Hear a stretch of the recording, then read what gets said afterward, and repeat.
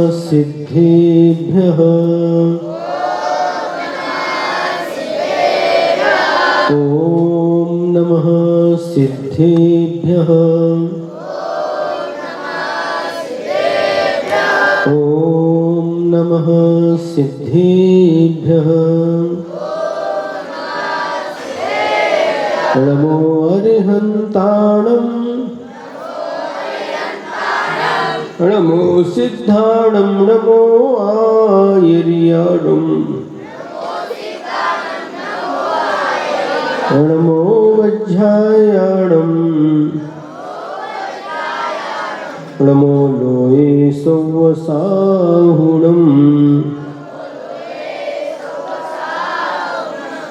जय बोलो पंच परमेष्ठी भगवान की, चौबीसों तीर्थंकर भगवान की, एलोरा के मूल नायक देवादिदेव श्री पार्श्वनाथ भगवान की, परम पूज्य आचार्य गुरुवर श्री विद्यासागर जी महाराज की, आज के उत्तम त्याग धर्म की।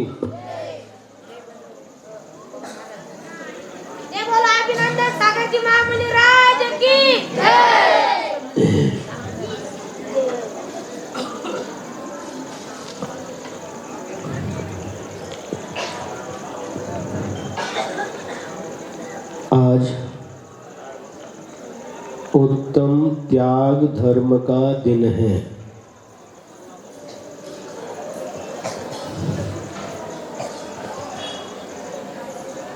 अब किसका त्याग है? किसका त्याग? जिसको हमने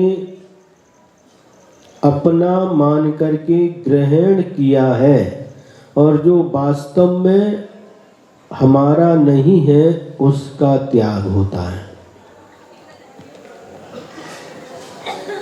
कई स्थान पर त्याग को दान कहा है।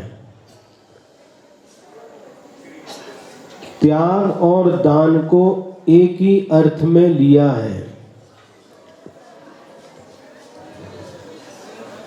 लेकिन दान और त्याग में अंतर होता है। क्या अंतर होता है? जो दान दिया जाता है वह दूसरे को दिया जाता है और वह कथनचित त्याग भी किया जाता है, तो दूसरों को दे करके भी त्याग किया जा सकता है। लेकिन एक थोड़ी सी बात समझने की है। जैसे 5 पापों का त्याग किया जाता है।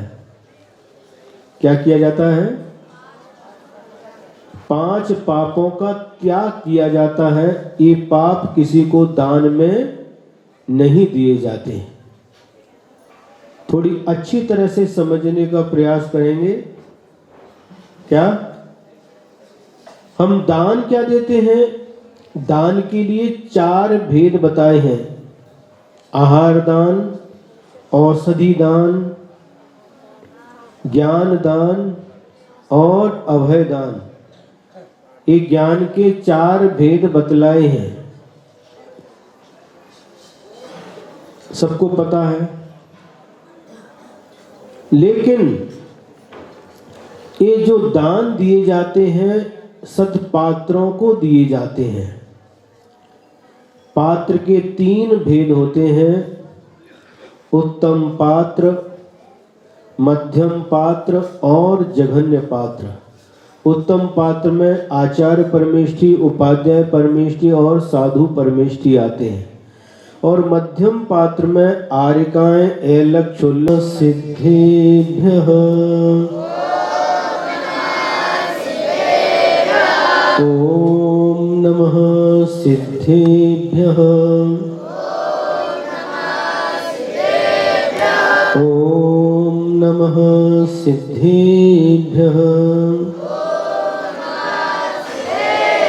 नमो अरिहन्ताणं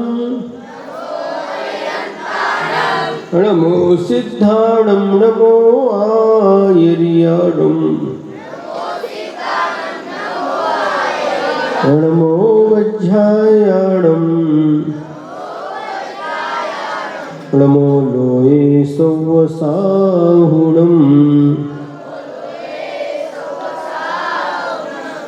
ये बोलो पंच परमेष्ठी भगवान की, 2400 तीर्थंकर भगवान की, एलोरा के मूल नायक देवादिदेव श्री पार्श्वनाथ भगवान की, परम पूज्य आचार्य गुरुवर श्री विद्यासागर जी महाराज की, आज के उत्तम त्याग धर्म की।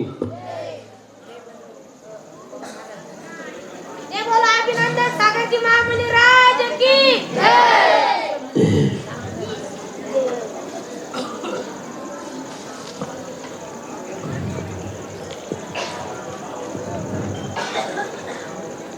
आज उत्तम त्याग धर्म का दिन है।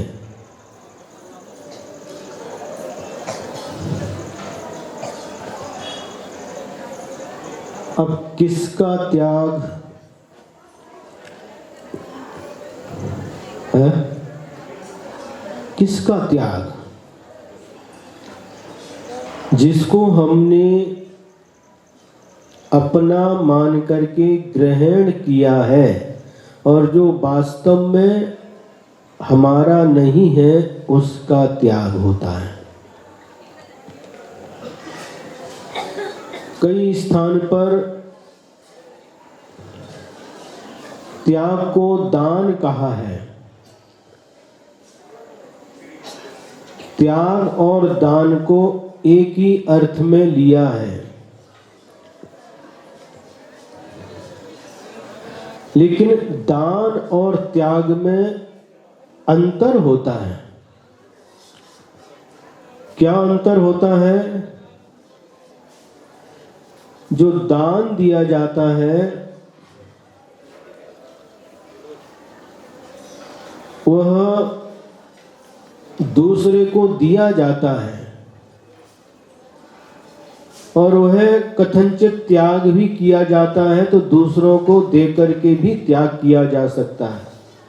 लेकिन एक थोड़ी सी बात समझने की है। जैसे 5 पापों का त्याग किया जाता है। क्या किया जाता है? 5 पापों का त्याग किया जाता है। ये पाप किसी को दान में नहीं दिए जाते।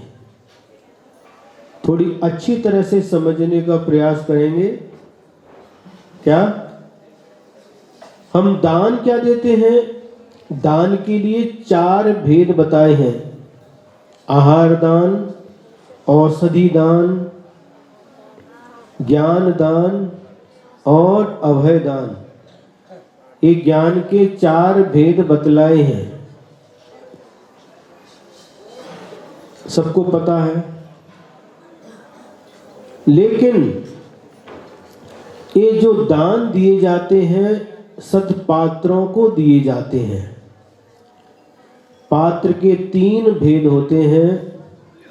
उत्तम पात्र, मध्यम पात्र और जघन्य पात्र।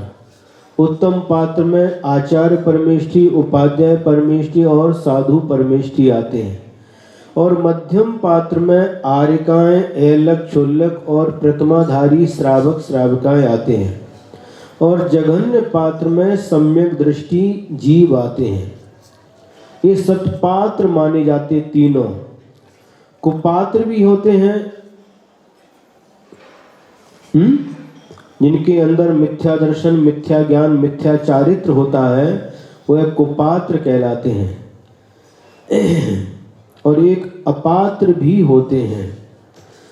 तो शास्त्रों में लिखा है, इन सत्पात्रों को जो दान दिया जाता है, उनके फल से सम्यक दृष्टि जीव तो वैमानिक देवों में ही उत्पन्न होता है। लेकिन जो मिथ्या दृष्टि जीव हैं, उत्तम पात्र को दान देने से उत्तम भोग भूमि, मध्यम पात्र को दान देने से मध्यम भोग भूमि और जघन्य पात्र को दान देने से जघन्य भोग भूमि में उनका जन्म होता है। और कुपात्रों को दान देने से कुभोग भूमि में जन्म मिलता है और अपात्र को दिया गया दान निष्फल हो जाता है, उसका कोई फल नहीं मिलता। इस प्रकार से शास्त्रों में उल्लेख किया गया है। कल आप लोगों ने उत्तम तप धर्म के बारे में सुना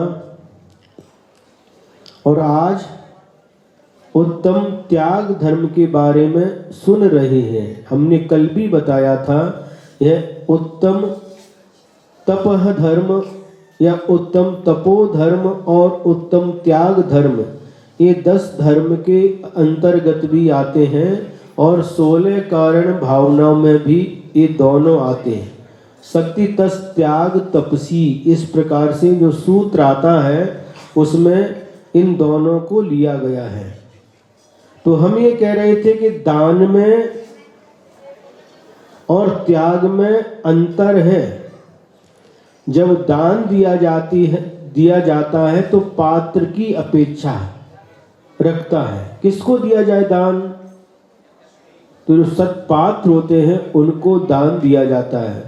और दान देने की यह प्रक्रिया 3 के होने पर संपन्न होती है।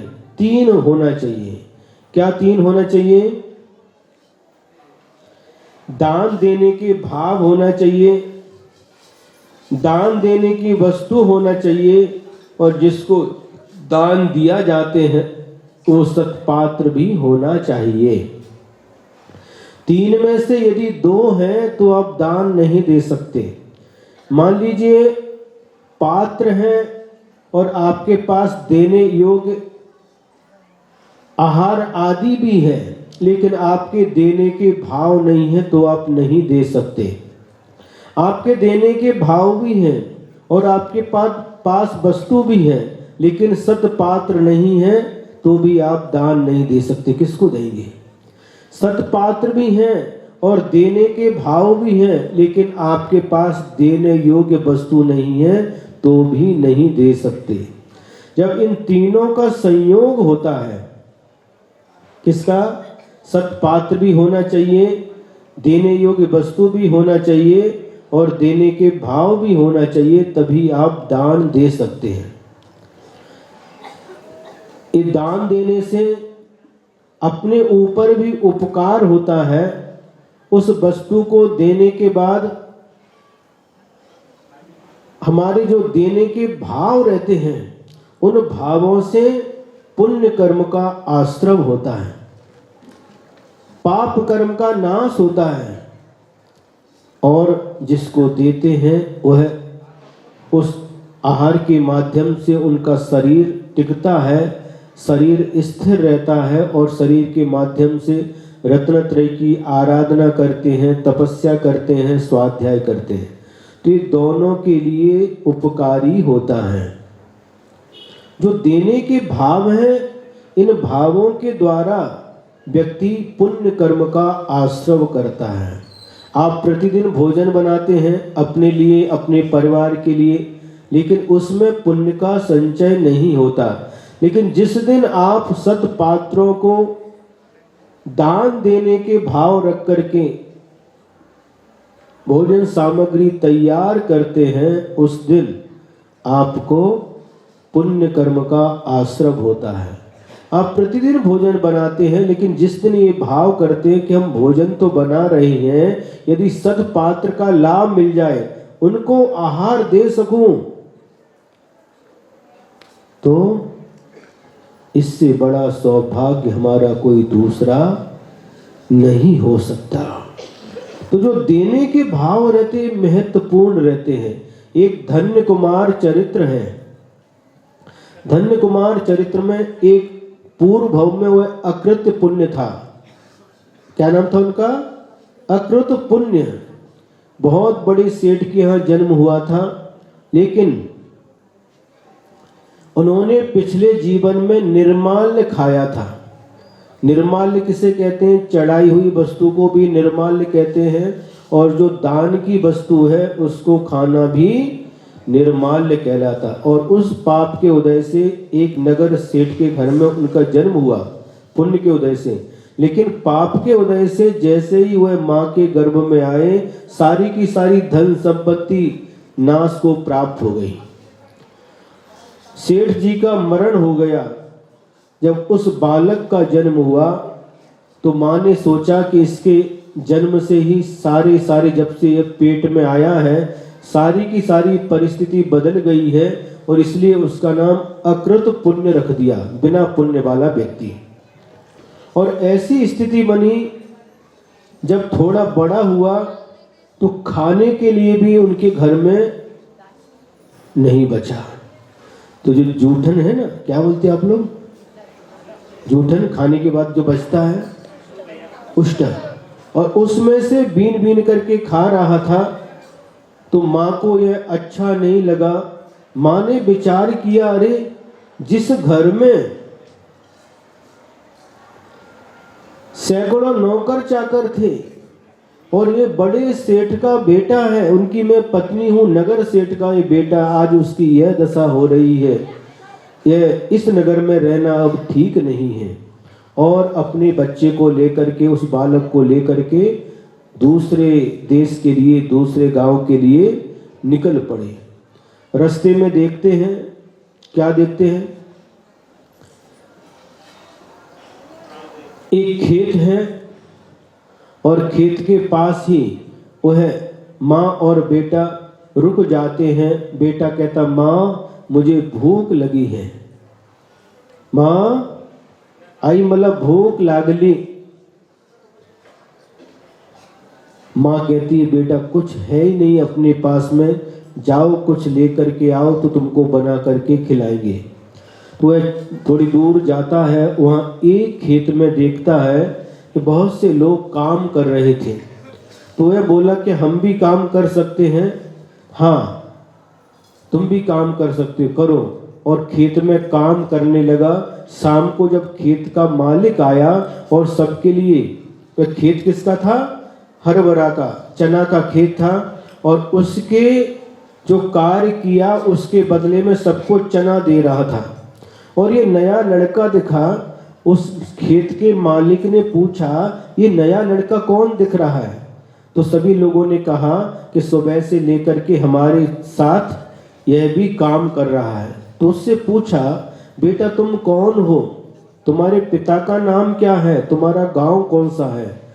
जब इस प्रकार से परिचय पूछा और उस बालक ने अपना परिचय बताया, अपने पिताजी का नाम बताया, तो एकदम आश्चर्यचकित हो गया। और वह विचार करता है, अरे ये तो नगर सेठ का बेटा है, जिनके यहाँ मैं नौकरी करता था, हमारे मालिक का बेटा, आज उसकी यह दुर्दशा। और उसको याद आता है कि इसके पिताजी ने हमारे लिए बहुत सहायता की है, तो उसके बदले, पिताजी तो नहीं है, और इसके बदले कुछ सोने की मोहर, सोने के सिक्के उसके हाथ में देता, जा बेटा माँ को दे देना। और जैसे ही सोने के सिक्के हाथ में आते हैं तो अंगार बन जाते हैं। पाप के उदय से वह सोने के सिक्के भी हाथ में आते ही अंगार बन जाते, हाथ को जलाने लगते और छोड़ देता है। और वह बालक कहता है, क्यों भाई, तुम सबको तो चना दे रहे हो और हमको ये अंगार क्यों दे रहे हो? दोबारा फिर नीचे गिरती, फिर सोने के सिक्के बन जाते हैं, पुनः उठाकर हाथ में रखता, पुनः अंगार बन जाते हैं। तो वह समझ लेता है इसका पाप कर्म का उदय है। तो कहता, कोई बात नहीं बेटा, तू जितना ले जा सकता उतना चना ले करके जा। उसके पास जो चादर थी, कपड़ा था, उसमें चना को भरता है और उठा सकता था उतना ले करके जाता है। लेकिन उस कपड़े में भी छेद थे, तो थोड़े थोड़े चने गिरते गिरते जाते हैं, और जहाँ माँ ठहरी थी वहाँ पर जाकर के चने को दे देता है। और ईंट या पत्थर इकट्ठा करता है, लकड़ी बीनता है, और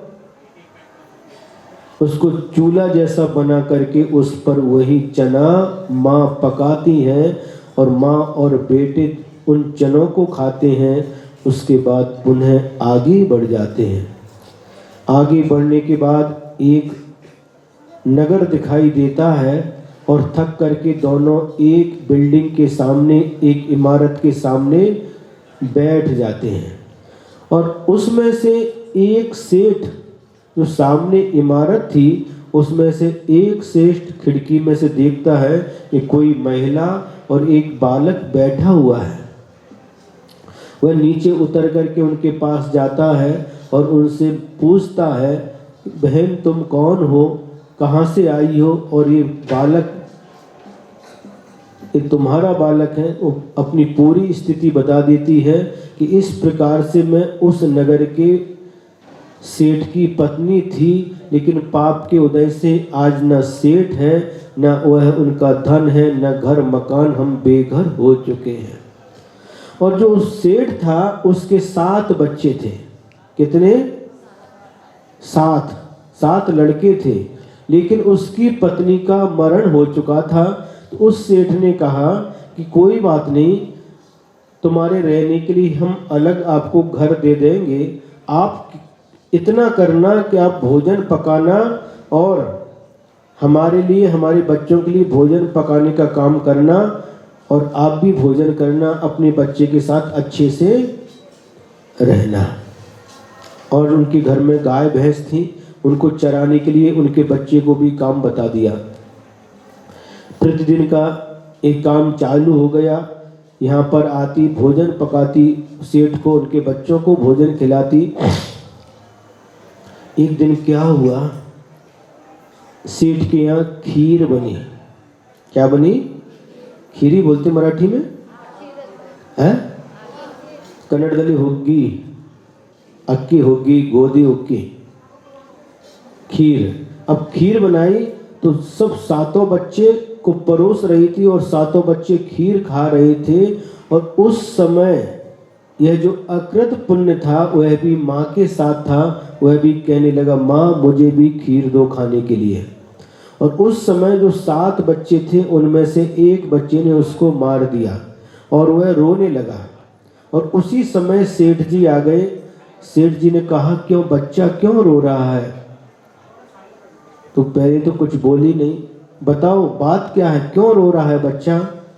कुछ नहीं सेठ जी, आपके बच्चे खीर खा रहे थे और यह उनको देख करके यह भी खीर मांग रहा था, तो एक बच्चे ने इसको मार दिया। ऐसा है, कोई बात नहीं, तुम अब अपने घर में दूध लेकर, ये दूध रखा, दूध लेकर के जाओ, चावल लेकर के जाओ, और क्या क्या जो खीर में जो सामान डलता ना, इलायची है, जो भी सामान। बहुत आनंद आ रहा, बहुत आनंद आ रहा उसको, और आंगन में खड़े होकर के नाच रहा है।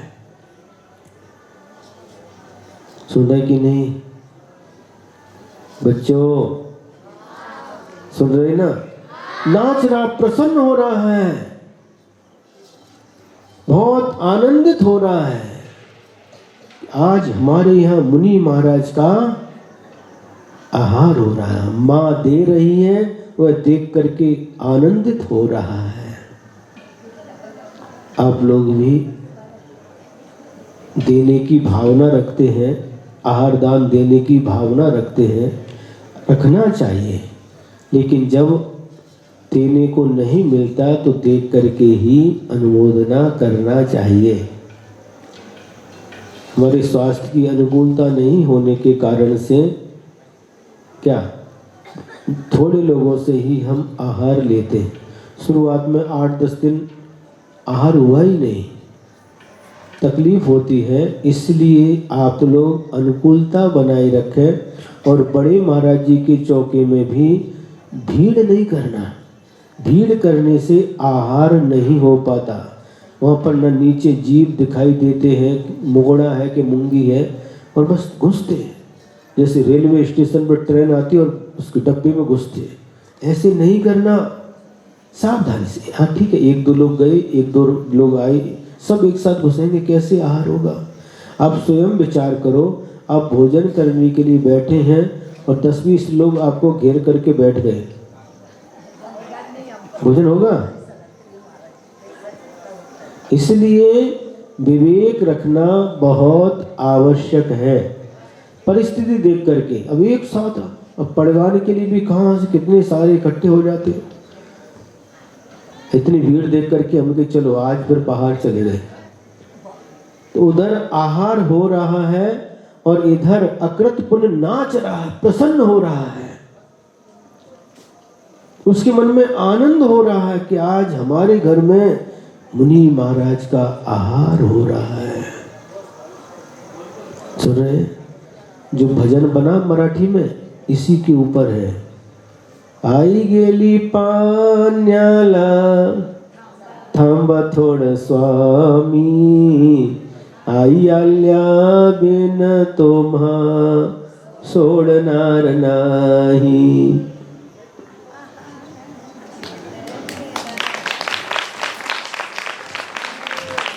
जैसे एक ही लाइन आती है, जब जिंतूर में थे 4.5 महीने आहार के बाद डेली यही सुनाते थे।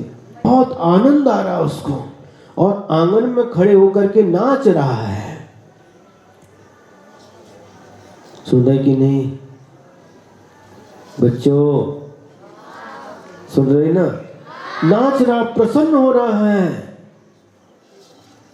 बहुत आनंदित हो रहा है। आज हमारे यहाँ मुनि महाराज का आहार हो रहा है, माँ दे रही है, वह देख करके आनंदित हो रहा है।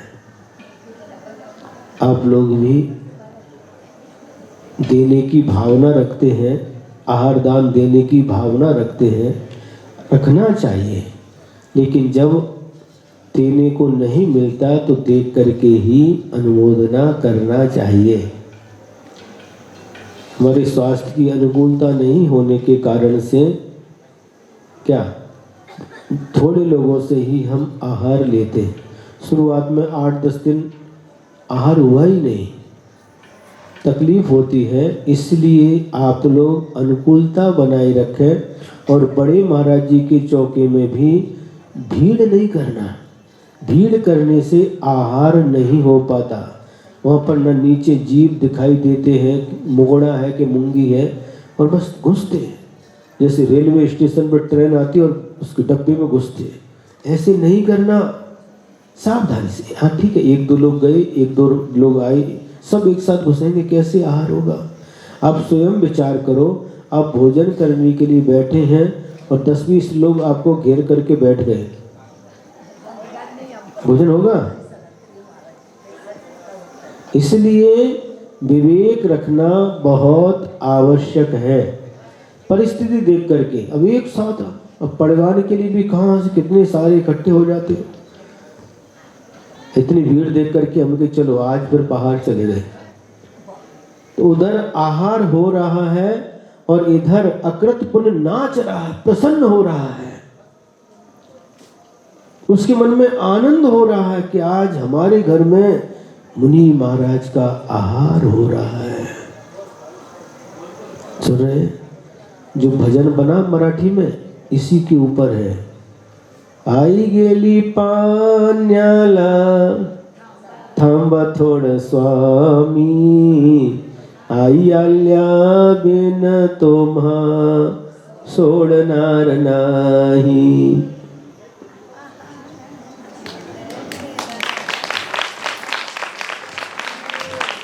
जैसे एक ही लाइन आती है, जब जिंतूर में थे 4.5 महीने आहार के बाद डेली यही सुनाते थे। तो मुनि महाराज रिद्धिधारी थे, उनका आहार हो गया। उनको ऐसी रिद्धि थी कि जिस चौके में उस दिन आहार होता वह आहार पूरे दिन खत्म नहीं होता। अक्षीण महानस रिद्धि के धारी मुनि महाराज थे। आहार करके गए और फिर माँ ने बेटे को खीर दी। खीर भरपेट खाई, माँ ने खाई, फिर भी खीर ज्यों की त्यों सभी को बुला करके, सेठ को, उनके बच्चों को, पूरे नगर को खीर खिला दी। फिर भी खीर उस दिन समाप्त नहीं हुई, क्योंकि वह रिद्धि का प्रभाव था। ये महानस रिद्धि के धारी मुनि महाराज जिस दिन जिस चौके में आहार करते हैं उस दिन वो कभी भी समाप्त नहीं होता, दिन भर के लिए। ये रिद्धि का प्रभाव होता है। अब देखिए, और बच्चा जब तक आहार देख रहा है, माँ दे रही है और वह देख रहा है, लेकिन फिर भी खाने के भाव नहीं है। यहाँ पर कैसे भाव है?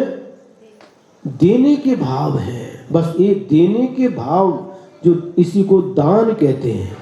जो देने के भाव होते हैं और देने योग्य वस्तु जब दान में देते हैं, इन्हीं भावों के द्वारा वह जीव साथ से पुण्य कर्म का बंध करता है, बहुत पुण्य कमाता है।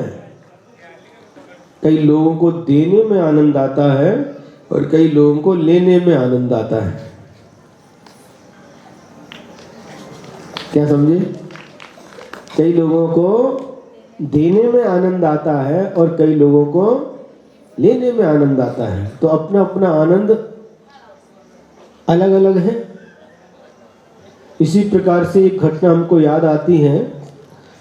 10 साल पहले की घटना है। अमरावती में थे, सुनो बच्चों, अमरावती में थे और अमरावती में एक बालक, 7-8 साल का एक बालक था, उसका नाम अर्पण कड़मकर, और बहुत उसको रुचि थी, आहार दान देने की उसको बहुत रुचि थी। पहले तो जब गर्मी की छुट्टी थी डेली आहार देने आता था। अब जब स्कूल चालू हो गया, अब स्कूल का समय, अगर स्कूल जाएगा तो आहार देने को नहीं मिलेगा, 1-2 दिन छुट्टी मार दी है। फिर जब माँ कहती चलो स्कूल जाना है, आई आज मजा डोका दुखते, हाँ ठीक है बेटा स्कूल मत जाओ आज। और जैसे ही आहार का समय हुआ और माँ से कहता मुझे 16 पहनाओ, और कुछ ना कुछ लेकर के आहार देने के लिए आता। बस दिन भर ठीक। दूसरे दिन फिर जब स्कूल के समय हुआ, आई मुझे पाँव दुखते, और जैसे ही आहार का समय हुआ 16 पहन करके आहार देने के लिए आता। तीसरे दिन आई आज मुझे पाँव दुखते, ऐसे करती। मतलब उसके दुखता कुछ नहीं था, लेकिन आहार देने की उसकी इतनी रुचि थी कि वह उस आहार देने के लिए माँ को झूठ बोलता था, लेकिन उसके भाव क्या थे? मुझे आहार देना है। एक दिन उनके चौके में पड़गान हुआ। पड़गान होने के बाद बहुत खुश सबसे आगे दौड़ दौड़ करके गया, और जब आहार शुरू हुआ तो माँ से कहता, आई महाराज जी ने जलेबी दिया ना। माँ जलेबी लेकर के आई, जलेबी बोलते मराठी में, जलेबी लेकर के आए। हमने कहा बाद में। फिर थोड़ी देर हुई, आई महाराज जी ने जलेबी दिया ना, उन्हें लेकर के आई। ऐसे 4-5 बार हो गया। हमने कि बाद में इशारा किया, बाद में। फिर दोबारा बोला, वो दोबारा 5-6 बार फिर बोला, आई महाराज ने जलेबी दिया ना। तो आई बोली, बाढ़ महाराज जलेबी घेत नहीं, तो मला दिया।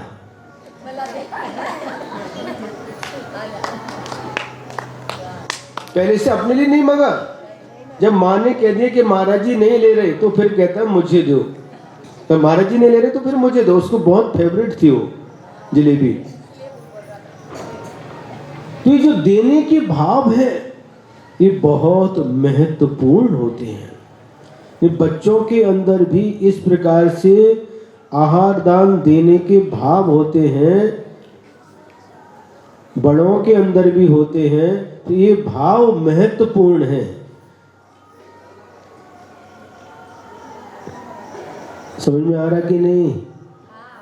ये दान देने के भाव सबसे महत्वपूर्ण होते हैं। अब देखिए, लोग समझते हैं कि दान देने से कम हो जाएगा, लेकिन दान देने से कभी भी कम नहीं होता। सुनो बच्चों ध्यान से, पद्मनंदी पंचविंशति का शास्त्र में लिखा है, पुण्यक्षयमोपैति न दीयमाना लक्ष्मी रतः कुरुत संतत पात्र दानम कूपे न पश्यत जलम गृह्णा समन्ता दातस्य मानमपि वर्धत एव नित्यम। क्या कहा? पुण्यक्षयाक्षयम उपैति लक्ष्मी, पुण्य के क्षय से लक्ष्मी क्षय को प्राप्त हो जाती है। न दीयमाना, दान देने से कभी भी लक्ष्मी समाप्त नहीं होती। लक्ष्मी रतः कुरुत संतत पात्र दानम, हे लक्ष्मी वालों, तुमको पुण्य के उदय से लक्ष्मी की प्राप्ति हुई है। लक्ष्मी समझते ना? हाँ, तो इसका निरंतर दान करो। उदाहरण दिया, कूपे न पश्यत, क्या आप लोगों ने कुएं को नहीं देखा? चारों तरफ से उसमें से पानी निकालते रहते हैं। बड़े बड़े ऐसे कुएं होते, हमने भी देखे हैं। 25-25 लोग, 30-30 लोग एक साथ पानी निकालते हैं। चारों तरफ से उसमें से पानी निकालते हैं, लेकिन फिर भी उस कुएं का पानी समाप्त नहीं होता। कब समाप्त होता है? तो जिसमें पानी की झिर है, यदि झिर बंद हो जाए तो पानी समाप्त हो जाता है, कुआं सूख जाता है। लेकिन पानी निकालने से पानी कभी भी समाप्त नहीं होता। उसी प्रकार से पुण्य की जब समाप्त हो जाता है, पुण्य की झिर सूख जाती है, तो धन संपत्ति भी समाप्त हो जाती है। दान देने से कभी भी धन संपत्ति का अभाव नहीं होता। समझ में आ गया है कि नहीं? तो ये दान को भी त्याग कहा है। क्यों? दान को भी त्याग कहा है। लेकिन जो दान है वही त्याग है ऐसा नहीं है, किंतु जो हमने पहले बताया था, कई चीज ऐसी रहती है जिनका त्याग किया जाता है, दान नहीं किया जाता। बाहरी वस्तुओं में से और अंतरंग वस्तुओं में से भी। जैसे हमने उदाहरण दिया था 5 पापों का त्याग, तो 5 पापों का त्याग किया है। सप्त व्यसन का त्याग, तो ऐसा नहीं सप्त व्यसन का दान, सब पंच